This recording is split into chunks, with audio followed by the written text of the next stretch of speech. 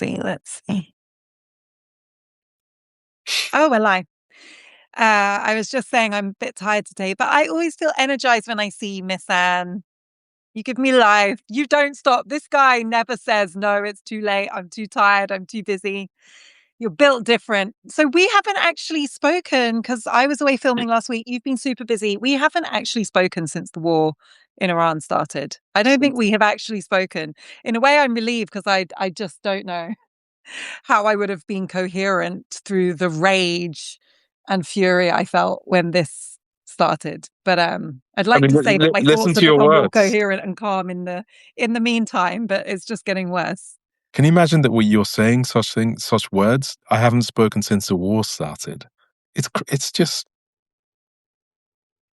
I should oh, actually say the latest war because we seem to be in the era of completely unhinged war, which primarily causes misery and death for civilians and holds no one accountable. mm. And it's just the lesson of the past few years has been you can just start a war. If you're Israel or you're Trump, you can just start a war.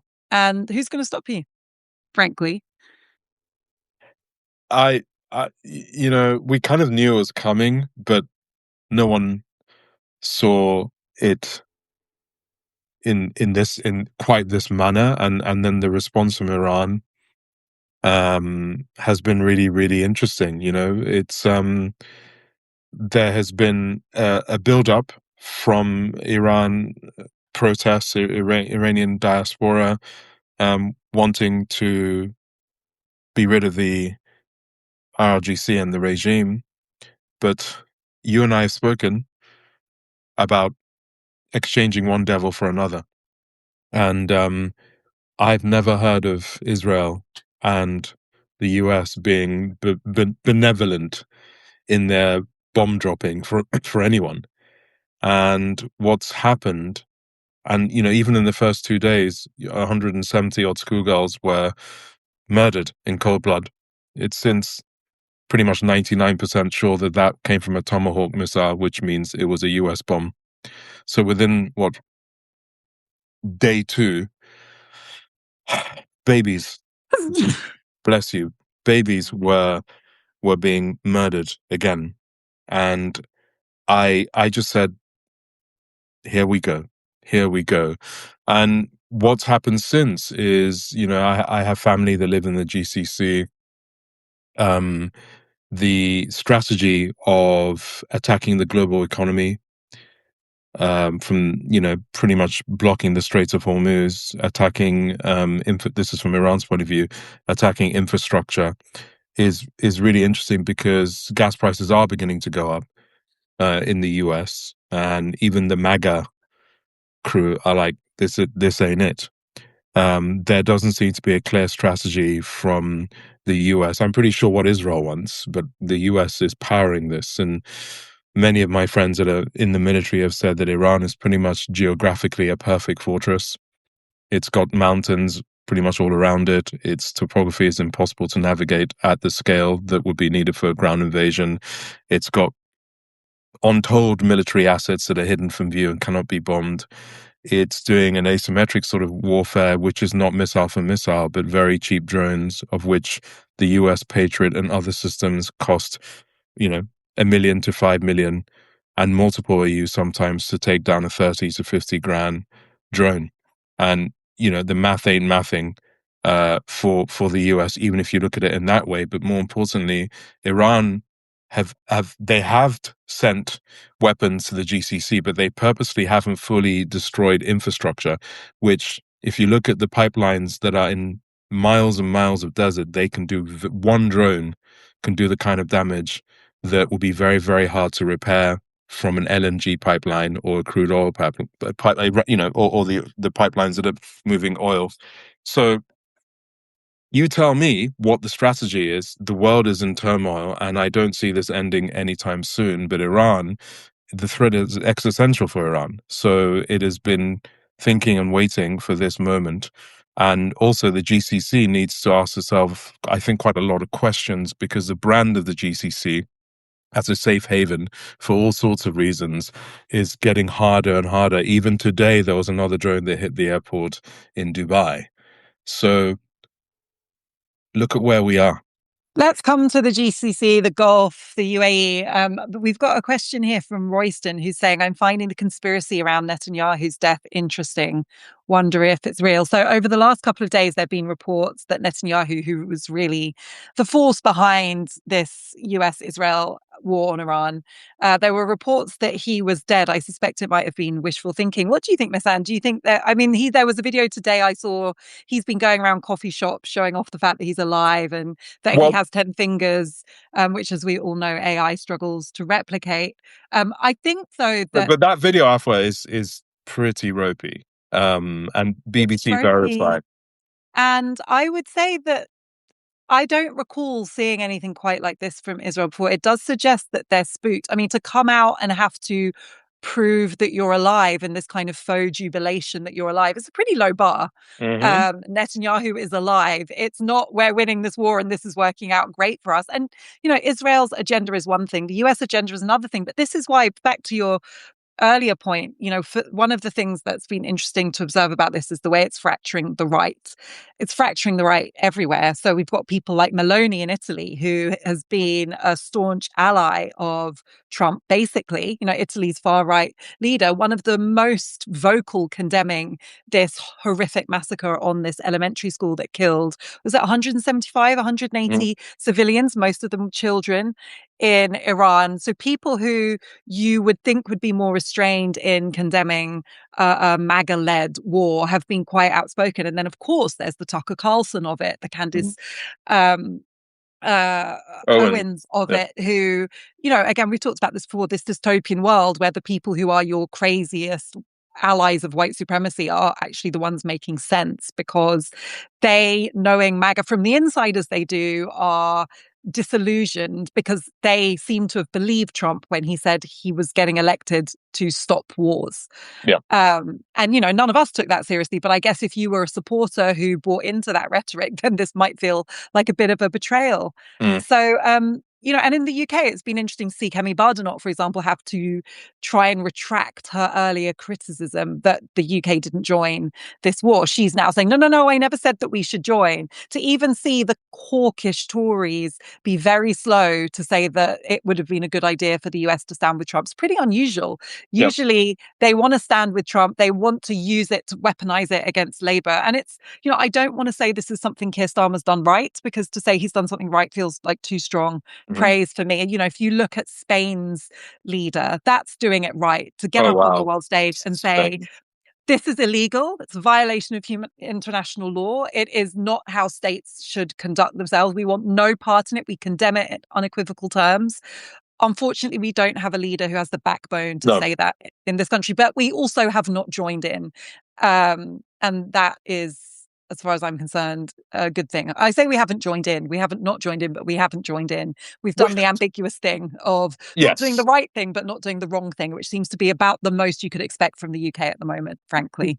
Yes, and history will remember, especially in the first week of this war, who were the warmongers, from people like Nick Ferrari and Ian Dale and LBC, to Mehdi Hassan having many arguments with Omid Jali, it's just been crazy watching them go at it. To Owen Jones, I'm just going to play this clip. Hopefully the audio will work. Give me 1 second. Where Clive Myrie, who, of course, we know in the black community, and this is how he reported. And Owen Jones did respond to this. Let's see if this works. Countries have been drawn into this conflict as Israel and America seek to transform it. This is just astonishing. Outrageous. Let me just repeat that. More and more countries have been drawn into this conflict as Israel and America seek to transform Iran. This is just Israel and America seek to transform Iran. That's a well-regarded BBC voice on the BBC using that language. They seek to language matters. They seek to they don't talk about the illegality of sovereign states bombing others. They don't talk about anything. They seek to transform. And Uncle Clive, I don't know you, but I grew up watching you. Nothing is worth this. If you see that script, just walk away. It's nothing is worth this.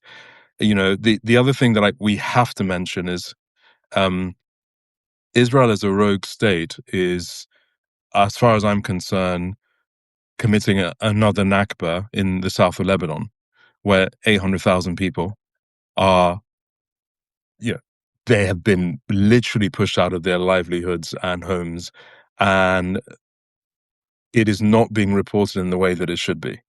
It's just war crime upon war crime at this point. And it's true that the language is creeping into the media. I mean, obviously, there's been rightly so much scrutiny of the media's vocabulary around Gaza, the hypocrisy of how Israeli life is described versus Palestinian life, or language you would never see used to describe people in Europe or America, used to casually talk about the murder of people in Palestine and now Lebanon. But this conflict has taken that to another level where we're seeing the way in which this war is exactly as you described, being casually talked about as an attempt to transform, as bringing in change. I had a discussion today with somebody who was talking about change in Iran, and this is not change.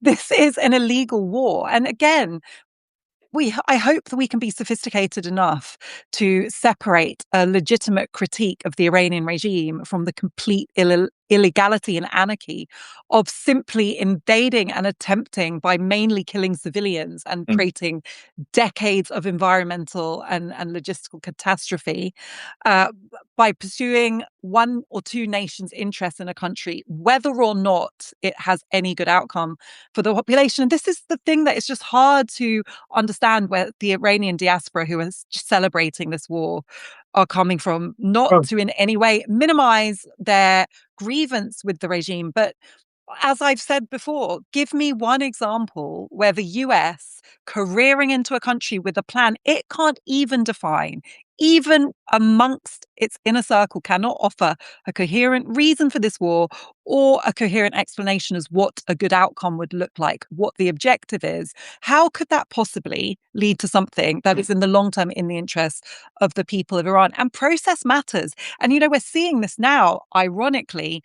Trump is, as we record this, raging that nobody wants to now form an international coalition with him of policing the Straits of Hormuz. Now, suddenly he seems to have discovered international cooperation. He should have thought about that before he went about starting wars without any legality, threatening to invade and seize territory from some of his NATO allies like Denmark. Denmark was one of the first countries to join with the US in the wars in Iraq and Afghanistan, illegal as those also were. They're not jumping to support a president now who has threatened to violate their sovereignty. And this is where it backfires. This behavior that has zero respect for the basic rules of diplomacy or international cooperation means when you need that cooperation, guess what? It's crickets. No one wants to join in. And, it's just so basic, Misan, that America would start a war in this way and then be angry that others don't want to come to its support. Why would they? What's the motive? Well, the Epstein files is also, there's more information coming out. I'm even scared to repeat the latest unredacted thing that was said about the president of America. You should read it yourself, but it is deeply, deeply disturbing. And then if you look at what Israel's doing in the occupied Palestinian territories, yesterday, a family of 5, unbelievable assassination at close range by IDF forces, where 2 of the children were killed, age 5, age 7. Mother and father were killed, and the 2 boys are all over social media. And I feel terrible that people are even putting cameras to their faces, but they're talking that they survived. And this should be everywhere. It should be headline news. This is not in Gaza. And I think Israel, at this point, anyone that's saying that this nation state is anything but a rogue state needs serious help. We're seeing corners of right-wing media. The pro-Israel corners of right-wing UK media are still saying, and there's this racist sort of, if you don't believe in this illegal war, then you're siding with the mullahs. I'm like, what? The mullahs?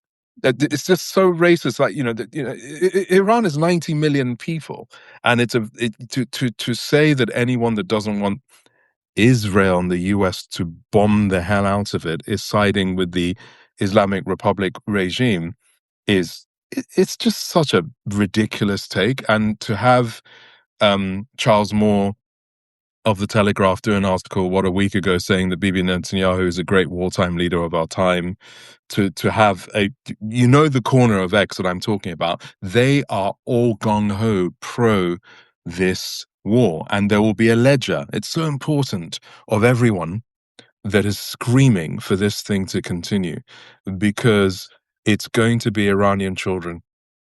And I don't know about you, but one child is too many. They are all people's universe. And then the bot army would come in. So if we cut this up and post it afterwards, I guarantee you we have a whole bunch of bots saying, where were you when 40,000 people were processing? But I was posting about it. And so was I. So it doesn't really work. But I don't think they're humans. I think it's part of a Hasbara program that is very, very effective if you don't understand social media, to try and normalize this madness. They're not bots, but there are some Israelis who regularly message me, and before this war started, were constantly saying to me, "You're so outraged about Gaza. Where's your outrage about Iran?" And it's such a weird thing to say. First of all, I hate persecution and injustice everywhere. So unlike them, who only selectively seem to care about things that align with their worldview, when people are being persecuted, that when there was a rapper in Iran recently who was sentenced to death for his critique of the regime, we posted, Misan, you joined that action. We mobilize. We do that when we see people being faced with losing their lives because they are speaking, they are standing up for their freedom.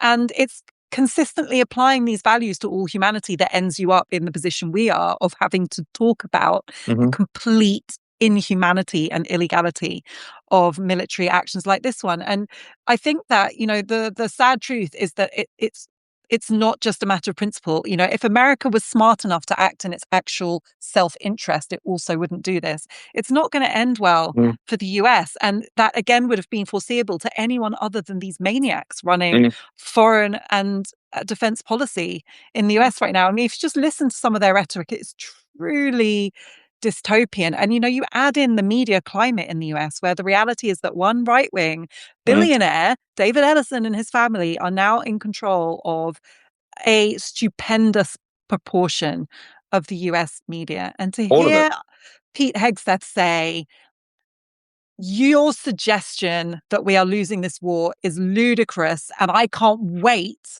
until Dave Ellison controls CNN so we don't have to listen to this nonsense anymore. It's so overt. It is pure textbook fascism. And what do fascists do? They invade other countries to try and prove their supremacy. And how does that end? It ends in genocide. How many times do we need to repeat this history? And that the only little tiny silver lining here is that I think that people who may have naturally been more aligned with that worldview in the past are starting to see how it plays out in real time. And that is why the right are fracturing, because not everyone on the right is a genocidal, warmongering maniac. There are some people who thought they could support this because they liked, I don't know, socially conservative values or the idea of lower taxes, who are realizing, no, this is going to cost you, unless you're a defense contractor, in which case you're laughing, or you're an oil supplier and you're benefiting from the inevitable spike in oil prices. It's going to cost you. It's costing farmers who can't get their fertilizer. And we should also mention the catastrophe that's waiting on the African continent, because African farmers are so dependent on fertilizers that come from the Gulf.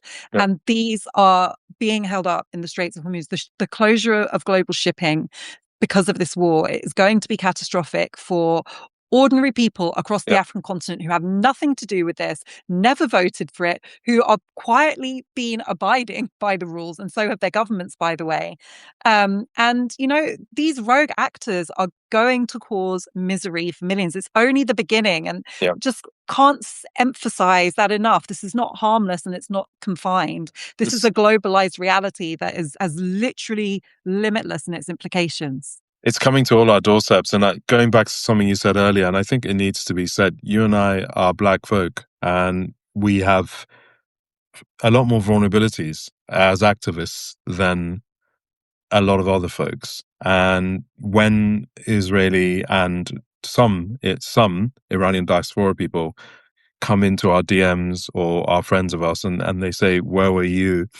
I had a conversation with someone I know quite well. And I was like, where the hell were you when being a voice for anti-racism, when Black women are dying trying to give birth, right? When sickle cell units in hospitals are being closed down, when boys are being gunned down on the streets, when the prison industrial complex is full of people that look like me and you. Because I'm looking at your feed and I've scrolled. I'm petty. I've looked at. I'm petty as hell. And I haven't seen shit. Okay, and I want to, I said this in another Substack live I did the other day. I'll repeat it. When I was at the Women's March on Saturday, I had some of these pro Pahlavi folks and pro Bibi call me a N-word monkey to my face. And yes, that doesn't represent everyone in Iranian diaspora, but it really hit home, to me. We're out there doing the work, and do do we have a multi-billion-dollar media business like the State of Israel that has so much influence over literally newspapers of record in the UK? No, but we do what we can with the tools that we have. And I really, it's just so important now. When people come in, I'm like, where the hell have you been? I'm looking at your bulge. I think, it's worth singling out Iran as well. There are some very weird white supremacist aligned, Zionist aligned, pro-Aryan racial theory, anti-Arab, anti-Black voices in the Iranian diaspora. Not by any means dominant voices in the diaspora. And that's actually one of the issues, that they have a disproportionate impact. They're loud. They make noise, and they're visible, they're audible. And, I think it's been heartening to see other voices in the Iranian diaspora actually call that out from within.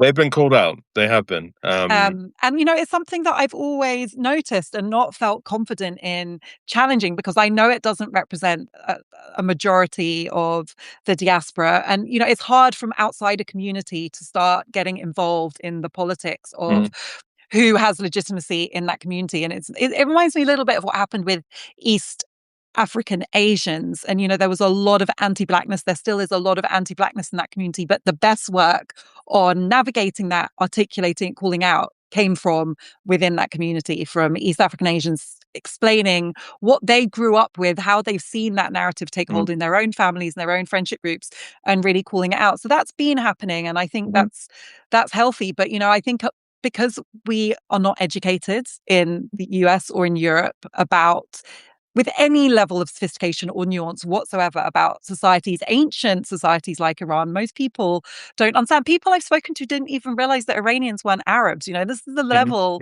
the miseducation. So how are people meant to make informed choices when they vote about policy towards Iran if they don't understand Iran and its history and its complex society? And then they read the press, and all they read about are the mullahs, which is just the most basic stereotyping, flattening of a complex society. So anyway, but you don't need, though, to understand the nuance and complexity of Iranian society to see that this war is illegal, murderous, and completely wrong on every level. Even if you just take national self-interest of the countries involved, it is such a bad idea. I just want to, before we kind of finish talking about that, talk about the adjacent subject of Dubai and the UAE, because I think there have been some interesting, like, cultural and economic conversations around that. One of the things I think is interesting, and we all know people, I mean, you and I both know people who live in Dubai or Abu Dhabi, for example. Actually, lots of Africans, lots of middle class and professional Africans live there. There's actually been a lot of investment coming out of UAE and Qatar and Saudi into African art, fashion, for example, a huge expansion of the kind of cultural project there. And so, it'd be wrong to simplify what's going on in those states. But a lot of the British expats who live in Dubai, frankly, live there to avoid paying income tax, right? There's 0% income tax. So one of the conversations I've been hearing is about whether they should get British taxpayer consular and military assistance, seeing as they live there specifically not to contribute to those services. And I think it's an interesting conversation and one that goes to the heart of the way we pay tax and the way we try to avoid it. So I'm just curious whether you have any thoughts about that, Miss Anne. I saw it. Who raised it? Somebody raised it, and they were immediately shut down, saying that let's we're at war, and this is a thing to. I think they're talking about what's her name, the Isabel Oakeshott, right? Terrible person. And it was immediately shut down. That's all I've seen, which tells me that powerful people don't really want this. She's like the perfect meme because she's basically a racist xenophobe and Islamophobe who's moved to a predominantly Muslim society because she said free speech in the UK was dead, to a society where you can now get arrested for posting images of drones hitting, because she doesn't want to pay tax, even though she's now at the mercy of the services we pay for as UK taxpayers, posting about the consular assistance she needs and the evacuation effort she wants. And it's just, you just couldn't make it up. You really couldn't make it up. And not everyone in Dubai, by any stretch of the imagination, is as awful as this person. But there is a strain of the person who's gone to Dubai, who's kind of gone there complaining about multiculturalism and diversity and immigration in the UK. And my mind has always boggled to try and understand why, if you hate Muslims so much, you would move to Dubai. Like, how does that make sense? Well, Tommy Robinson was welcome there. I would say a lot of incel culture, the Andrew Tates of this world, seem to all be in Dubai. A lot of those bros with the Lambos and the fitness, the science, the fitness scams are all posting from Dubai. And I've just watched Louis Theroux's documentary on the I haven't watched it, the Manosphere one. Are you because Miss Anne, I never know with you. Now that I know about your curling thing, I'm just not going to assume anything about your sport preferences. So are you like MMA adjacent? Do you follow like these weird manosphere combat? Sorry, and I shouldn't call them weird. I'm sure there are some lovely people watching who really like these sports, and I don't mean to minimize them. I'm on the outside of this world, but there seems to be a lot of MMA, cage fighting, boxing type stuff that happens in the UAE, which I didn't realize until quite recently. Like, are you in that world? No, I mean, I just saw that they found one of the most wanted cocaine smugglers in the world at an MMA fight using AI facial recognition, and guess where he was living? Dubai. Wow. It's interesting who is being allowed into this place, and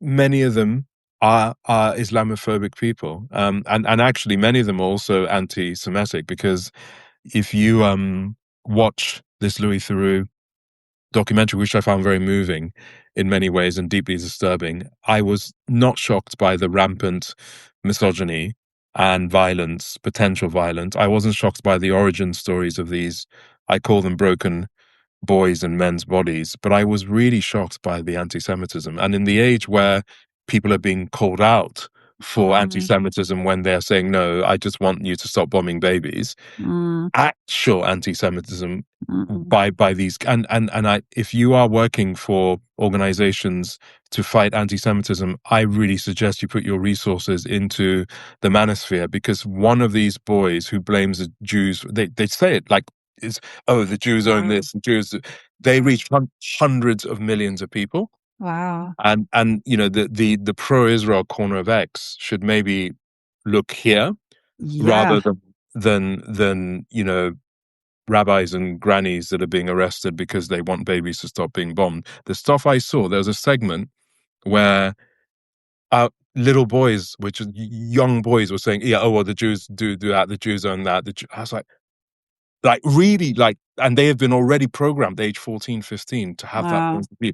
It's the same real anti-Semitism that is what neo-fascists, neo-Nazis have. You know, you remember that video from the Jews will not replace us, Mm, from years ago in America. Where was it? It has that, and that's mm, scary and could lead to genuine violence at scale, especially as these boys become men. So, mm, again, as an anti-racist, mm. my spider tingly, I was like, oh, this is a problem. I This mean, is it's no surprise because hate follows hate, So people who are being conditioned to hate women, to resent diversity and multiculturalism, of course, they find bogeymen, they play on these like yeah. centuries long tropes. They want to go back to a time when they imagined they had Mhm. power and access to the things they want. But still, why do they want to go to Dubai? That's my question, Misan. Because it's a blind eye in many ways. Must be, the cocaine smugglers are there. So many, I mean, so many of these. The videos of the guy with the that's all tattooed up and he's all tanned and muscled up with his Lambo. It's not from London. It's in Dubai, so they're being welcomed there. And I It's, don't I think. guess it's a place where it's a kind of blank slate to create this luxury influencer lifestyle, right? And you can afford it because you don't pay tax. And you remember Mhm. that video that went totally viral last year? It was like this, I think he's like a life coach or a trainer, and he was like my day, and it was like he kind of dunks his face in a bowl Oh, of him, like yeah, yeah, yeah. freezing mineral water every 10 minutes. And he gets up at 4 and journals. God knows what Mhm. he's journaling about because he looks like he's got like 2 brain cells. And then he dives into this pool and then he dunks his face in the ice. And it Mm. went so viral because it sparked this question like, what's going on with men? Is this seriously what they're Yeah. doing in the mornings? But that was very Dubai. You need like the condo with the panoramic view and the Mhm. pool and the staff and the kind of blue sky to make that look aesthetic on Mhm. social media. So maybe it's Instagram's fault. I don't know. Yeah. And it's the aspiration, right? Boys want the watch and the car, and they're being told, that to dominate women, and I mean, it's really, really sad, and we all need. Also, I think social media needs to be regulated, because to have someone that's saying these things, um, not be banned from every single social media platform is really dangerous. We've all seen adolescents. Well, this is it at a global scale, and obviously their chief hustler is Andrew Tate, who has still somehow, not ended up behind bars, and is very much accepted. Once again, he's living in Dubai, from what I can see. I mean, it's not funny and it's not laughing matter, but there were some quite funny posts when he did this post on Instagram of him like dancing while the drones rain down on Dubai, saying anyone who's a real man would never leave because of the war. And people were posting, Iran, just do this one thing. Just Oh, this one thing. well, didn't he say the week before that the real men don't read or something? I mean, I'm just like fucking, Yeah. I'm just done with this Um, idiocy. Do you think, though, this will have a lasting impact on the UAE bubble? Because apart from the Instagram influencer ready lifestyle was also the key question of safety and security. It Mm, marketed itself as this safe haven in the Middle East, a perfect place in a rough neighborhood.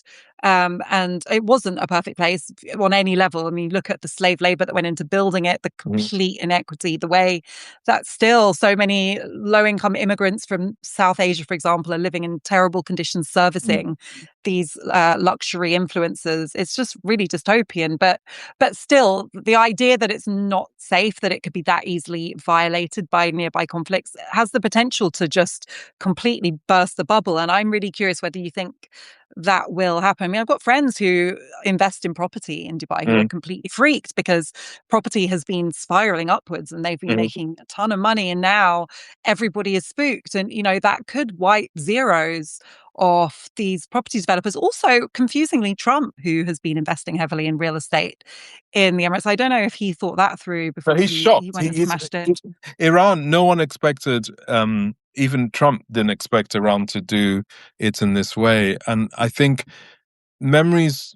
are short, and news cycles can be very short. So if the war stopped tomorrow morning, I think the Emirates, the GCC, Dubai will recover, and people will get on with it. But if this thing continues for the next 6 months, and Iran is sending drones, like I said this morning, into Dubai airport, and all flights are stopped. If that happens for 6 months, I think it's over as a place for people to think it's a safe place, because it just clearly has proven that they don't have the defenses. This is the other thing. A lot of the defenses that were promised to a lot of these GCC countries are being sent to Israel, right? To defend the barrage of missiles coming into Tel Aviv. So if this continues for the next 6 months, how can anyone see Dubai as the safe place that it is marketed itself to be? So it's a game of brinkmanship, and to see, and I think Iran is here. They're not about to just lay down arms for anyone. So I think time will tell. Okay, Misan, we can't not talk about this because it's kind of become a staple for us. So we are speaking the day after the Oscars. Told you so. I really hate it when you're right. I know you're not going to spare me any of that smugness. So if you weren't watching, a few months ago, Misan and I bonded over our mutual disdain for One Battle After Another, hated it. And the difference, though, where we differed, so we both hated it, mainly similar reasons. Maybe we've got a few different reasons. But where we disagreed was that I was like, nobody is going to take this film seriously. It's so bad and stupid. Whereas Miss Anne was like, it's going to win everything. And I was like, no, Miss Anne, you're like, the Academy is not that basic. Oh, that aged well. My optimism has not served me on this occasion at all. No, and look, PTA, Paul Thomas Anderson, is one of the greatest filmmakers of all time. I think technically, the cinematography, the sound design is all the best of the best. But the gaze of that film, and if you know even one black woman, is so harmful. And I don't want to rehash everything we've already discussed, but a lot more people are saying what we said quite early on. Yeah, but now the debate around it's annoying me even more because Paul Thomas Anderson actually got up and kind of performatively addressed the critique when he won the Oscar. And it wasn't the critique at all. He was basically addressing the allegation that he depicted a messy black woman. Nobody's mad you depicted a messy black woman. Of course, black women are messy. They can be flawed. They can be non-maternal. They can run away from things and responsibilities. My beef is that you appropriated the aesthetic and identity of a struggle that is real, that people are still giving their lives for. People are still being persecuted for. Assata Shakur died still at the top of the most wanted list. She lived until the end of her days in hiding because America was hunting her for wanting freedom for Black people. That is real. You had the audacity to appropriate that story for a piece of completely shallow entertainment, had no substance, no complexity, didn't even have any interiority. It was just a meme. It was just cinematography. It was just entertainment. And now you have the audacity to tell us that this is like the best film. I'm not censoring creativity. If people want to go and make trash films that appropriate things and turn them into like mass entertainment, not my problem. But when you try and tell me that that's important, that it's saying something about Black struggle or interracial relationships or, now, and this is an industry as well that is notoriously fails year after year on diversity. So now suddenly it's like, we've got a film that depicts Black people. It's a joke. And I'm so jaded by the idea that serious people who I know and respect even are taking this film seriously. That's what's getting to me. And it's like everybody's been taking it duped. seriously. There are people in my, people I've known for years, work colleagues, that say it's their favorite film of the year. And I'm like, it tells me so much about how they see the Black, or how they don't see the Black experience. And the other thing is, who gets to tell our stories? You know, how many Black filmmakers, and there are many of huge talent, would be given? I've just Googled. So the budget for this film, which is about Black revolutionary women, I mean, it's was, not, but was let's yeah, just, for the sake of which for say it marketing's is. sake, was 130 to 175 million dollars. Now, who there is no, I mean, brother Ryan Coogler is probably the only one that could pull that off, and I doubt they even give him the money if he decided to do it on this subject, because you know he would go in a way that they wouldn't probably want. And I'm actually a little bit relieved, because after the BAFTAs, I had a couple of nightmare nights where I thought they're going to do Sinners really dirty. I actually thought they're going to give Sinners one or no Oscars, you know. So I woke up in the morning and I was like, oh God, Michael B. won, Ryan won for writer. He didn't win for director. We've still never had a best Black director ever. Ever, right? Autumn won for cinematography, first woman of any color, but it's amazing for it to be a woman of color to win that in cinematography.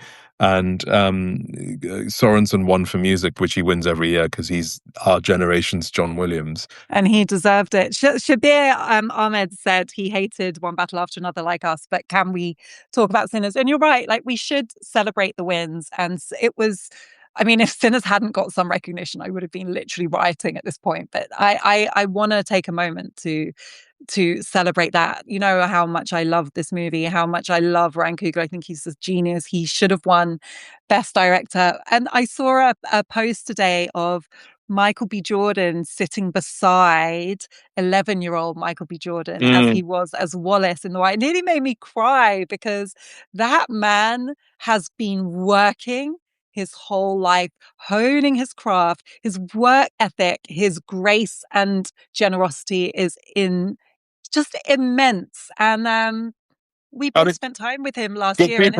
it's real, and it's so beautiful to see someone who found fame as a child, wasn't corrupted, kept the love for the craft, kept it real, is still curious and still growing, and is willing to be vulnerable and is willing to be in community with younger hymns and support them. It's all good. So that was really beautiful. And Wunmi Mosaku, who I just, I don't have enough words for the divinity of this woman. She is, and I've been saying this for years about her. She was underrated for years. She's not underrated anymore. So, that's all good. That's all joy. I'm not saying that Sinners had to win everything, although I think it should have won more.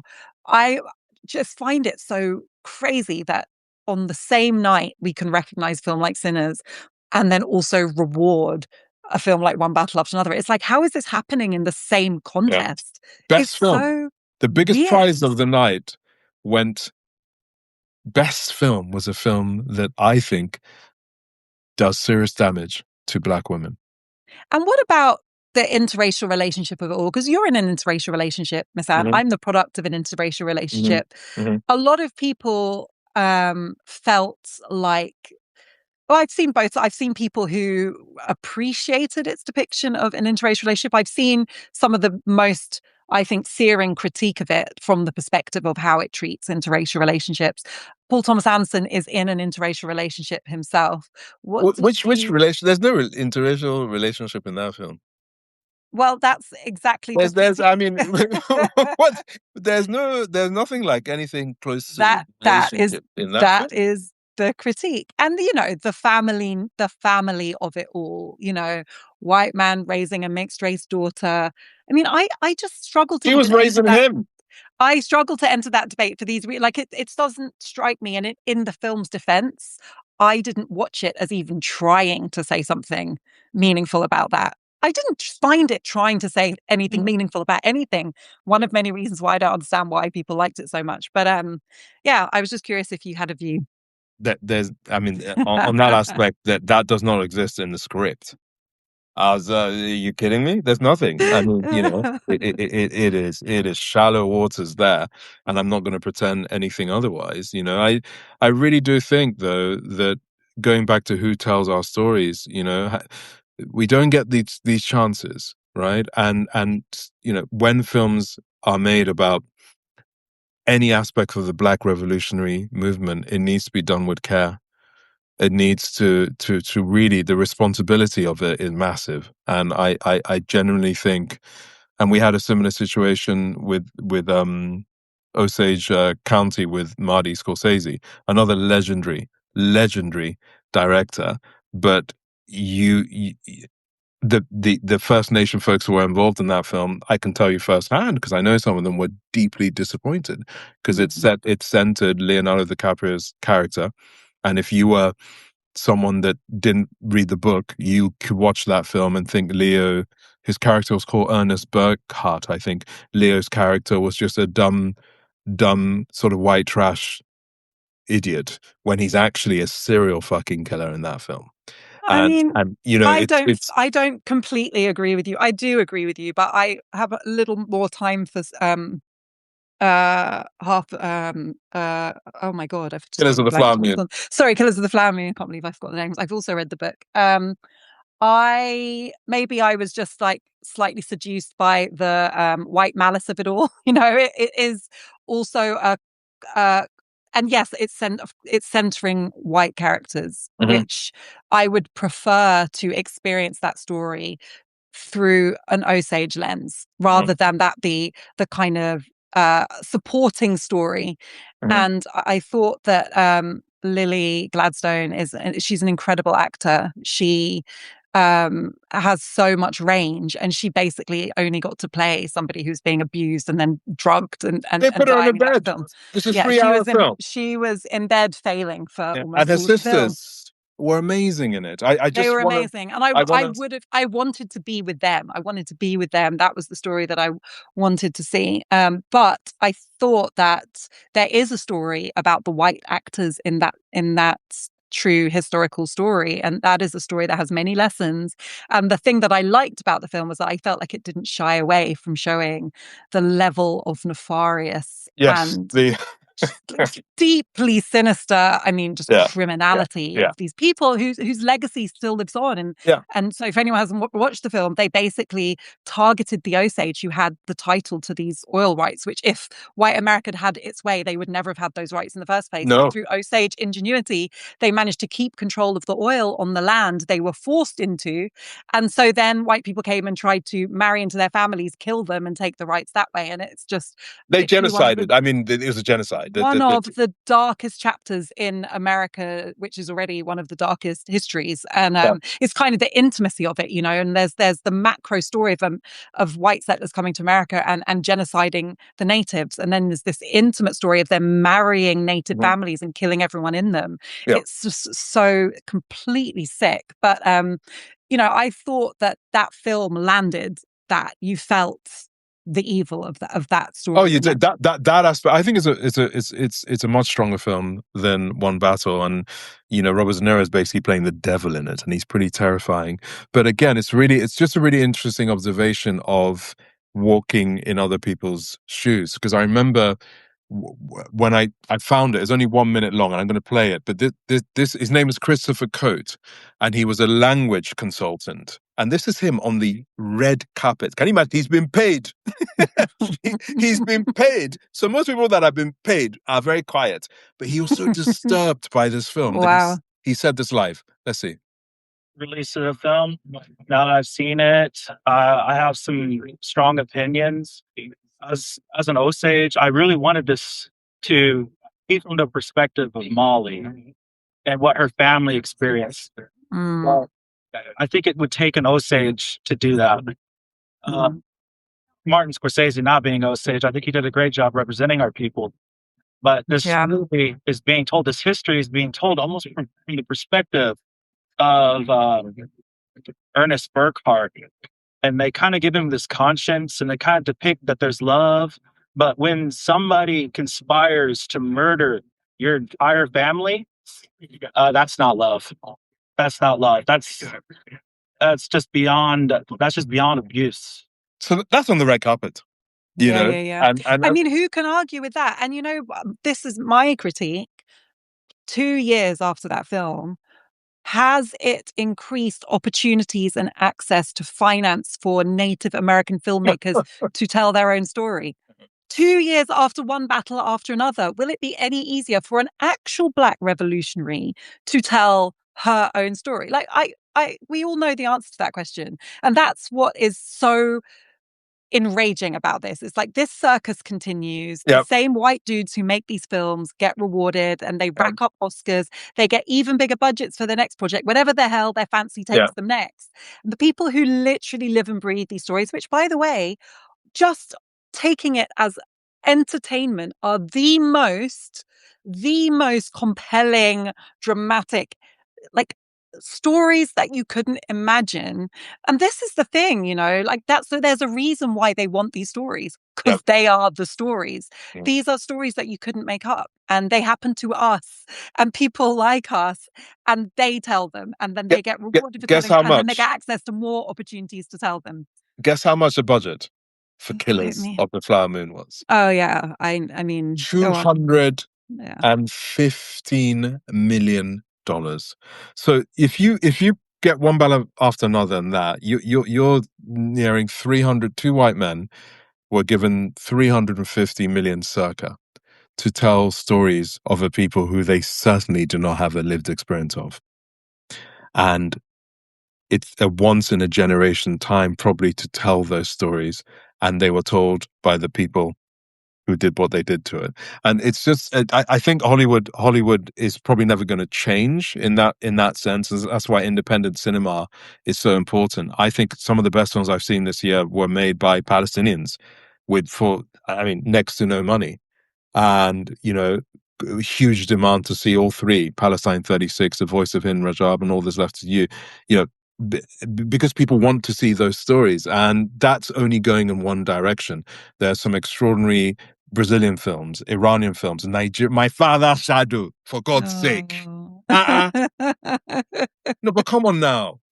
That's where it is. But our stories need to be told. We need independent film, and if a kind of side effect of this is that more people turn to independent film for that authenticity, that's a good thing. But I'm still not okay with a world in which Black and brown filmmakers struggle, because it is a struggle. We both know this world, struggle to raise the financing on a modest or low budget to do justice to their stories and do an incredible job against all the odds. That's why these films are some of the most in-demand films. But I'm not okay with a world in which they have the punitive experience of having to do that on the hardest terms, while meanwhile, the Paul Thomas Andersons and the Leonardo DiCaprios literally like make it rain to do whatever they feel like. And then guess what they feel like? They feel like doing our stories because they're good stories. And so, it's just, it's a film apartheid. It's actually crazy. And then as a viewer, all you know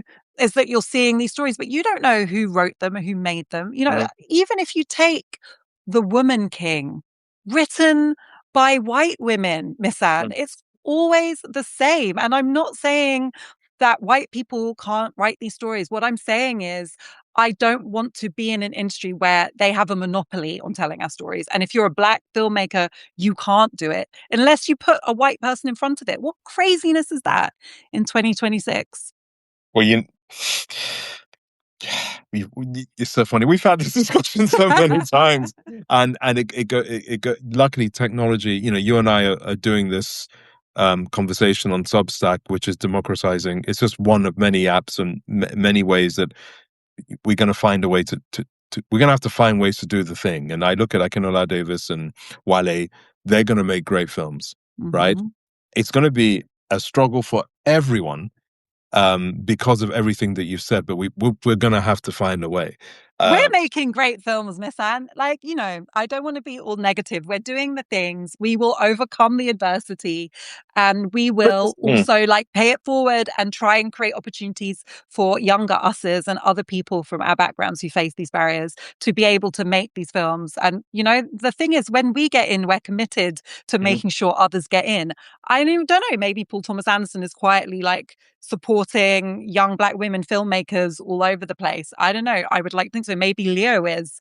I don't know. I'd like to think so, but I know that we are, and not just me and you, Miss Anne, but like other people like us, other Black and brown filmmakers, the ones that I know. It's not even a conversation. You do that work because it's part of who you are and it's part of your mission. So, we'll see. But I don't see that work or that mission being distributed equally at all. And you know what? The Academy is becoming increasingly irrelevant. So I am really happy that Sinners was recognized. I really do think that's important. Those guys deserve their flowers. They deserve their moment of recognition.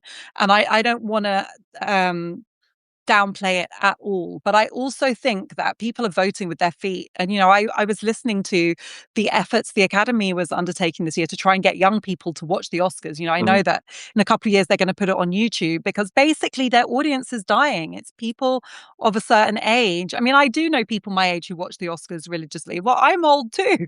Like people younger than us are not sitting down to watch the full Oscars ceremony, and actually increasingly when you're younger than that don't even care. It's not what makes them watch a film is whether it's being recognized by that insanely out of touch system. So I think it is important to have a system that recognizes and rewards creativity and art, and great storytelling. I think there's a role for that, but I'm not sure the Oscars is it. No, and the dissemination. I mean, I think you look at audio and podcasts and news, and I keep bringing Mehdi up, but look at what he's built with Zeteo, right? I look at Owen Jones and what he's pretty much doing by himself.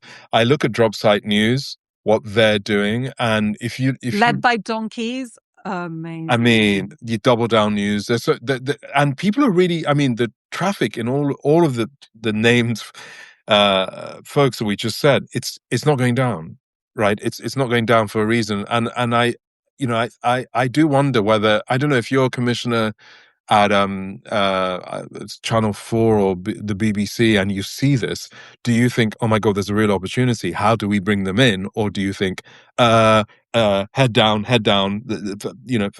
find something else that we can commission that is near enough?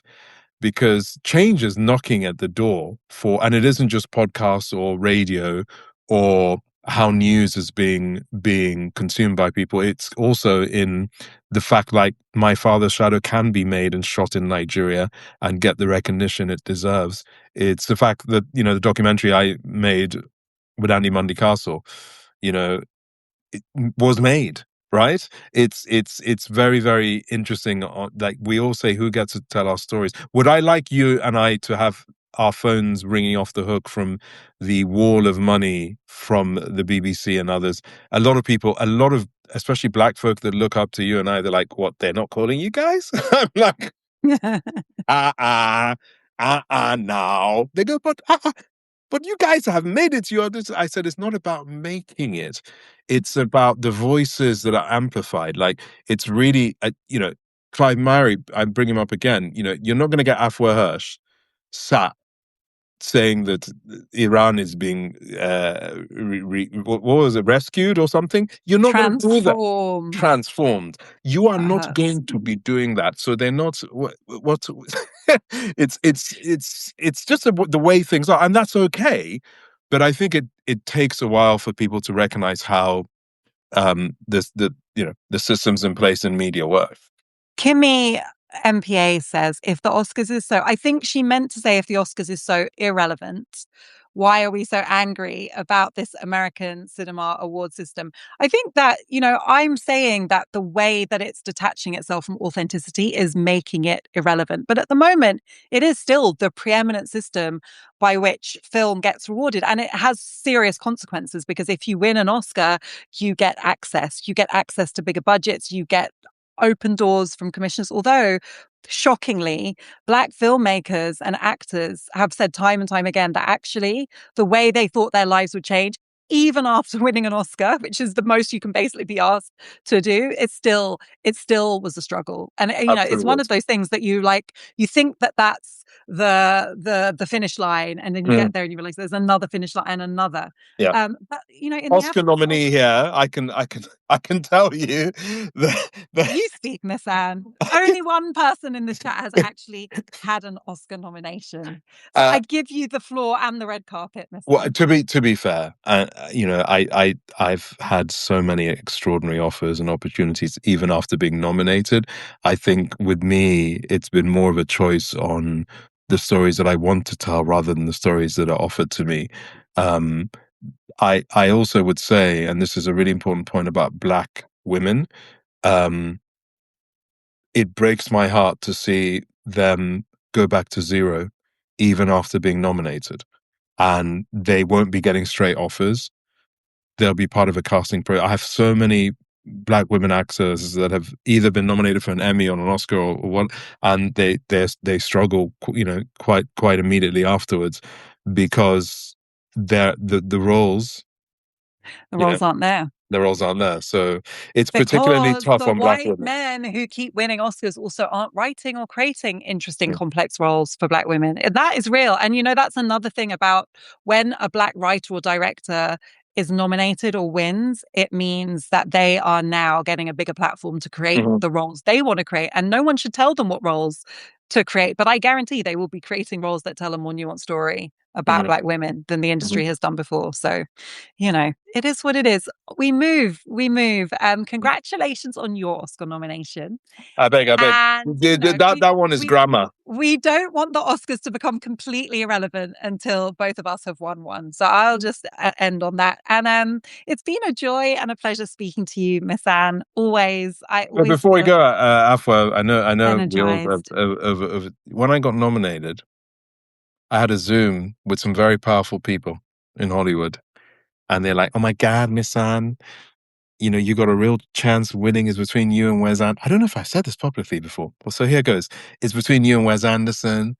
And I was just, and I was like, great. And they said, but there's just one, there's one little issue. And remember, my nomination was after October 23, right? My nomination was 24. And this very powerful person in Hollywood looked me through the Zoom and said, your social media. I was like, what's up with my social media? And they said, it's a little Araby. I said, eh? They said, yeah, it's just a little Araby. They actually said that out loud. Mm-hmm.